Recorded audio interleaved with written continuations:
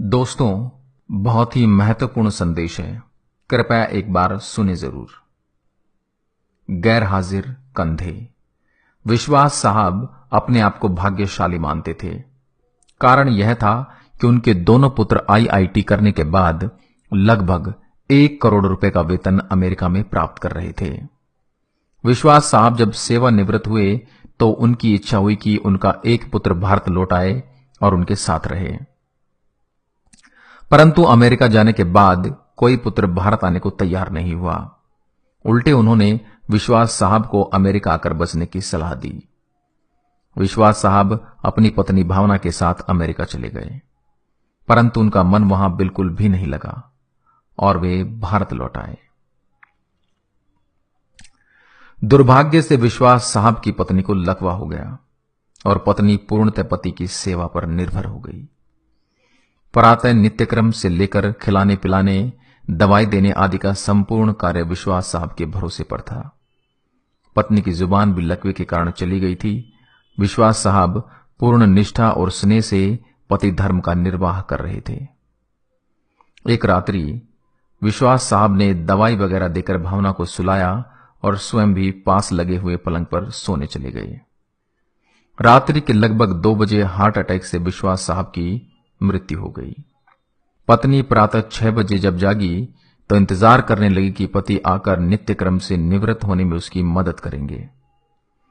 इंतजार करते करते पत्नी को किसी अनिष्ट की आशंका हुई। चूंकि पत्नी स्वयं चलने में असमर्थ थी, उसने अपने आप को पलंग से नीचे गिराया और फिर घिसटते हुए अपने पति के पलंग के पास जा पहुंची। उसने पति को हिलाया डुलाया, पर कोई हलचल नहीं हुई।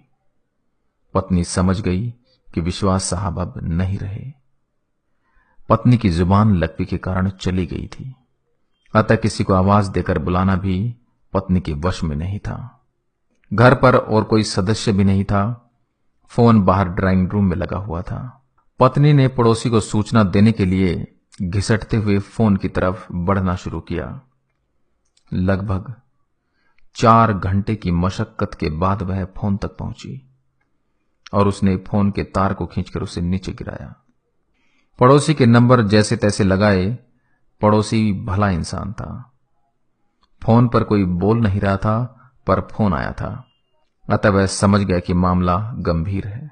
उसने आस पड़ोस के लोगों को सूचना देकर इकट्ठा किया। दरवाजा तोड़कर सभी लोग घर में घुसे। उन्होंने देखा विश्वास साहब पलंग पर मृत पड़े थे तथा पत्नी भावना टेलीफोन के पास मृत पड़ी थी। पहले विश्वास और फिर भावना की मौत हुई। जनाजा दोनों का साथ साथ निकला। पूरा मोहल्ला कंधा दे रहा था, परंतु 2 कंधे मौजूद नहीं थे जिसकी मां बाप को सबसे ज्यादा उम्मीद थी। शायद वे कंधे करोड़ों रुपए की कमाई के भार के साथ अति महत्वाकांक्षा से पहले ही दबे हुए थे। लोग बाग लगाते हैं फल के लिए, औलाद पालते हैं बुढ़ापे के लिए। कुछ ही औलाद अपना फर्ज निभा पाते हैं। अति सुंदर कहा है कवि ने, मत शिक्षा दो इन बच्चों को चांद सितारे छूने की। चांद सितारे छूने वाले छू मंतर हो जाएंगे। अगर दे सको शिक्षा तो दो तुम इन्हें चरण छू लेने की। जो मिट्टी से जुड़े रहेंगे वही रिश्ते निभाएंगे। कृपया इसे बच्चों को जरूर सुनाएं। अच्छा लगे तो अपने दोस्तों के साथ शेयर करें। जय हिंद, जय भारत।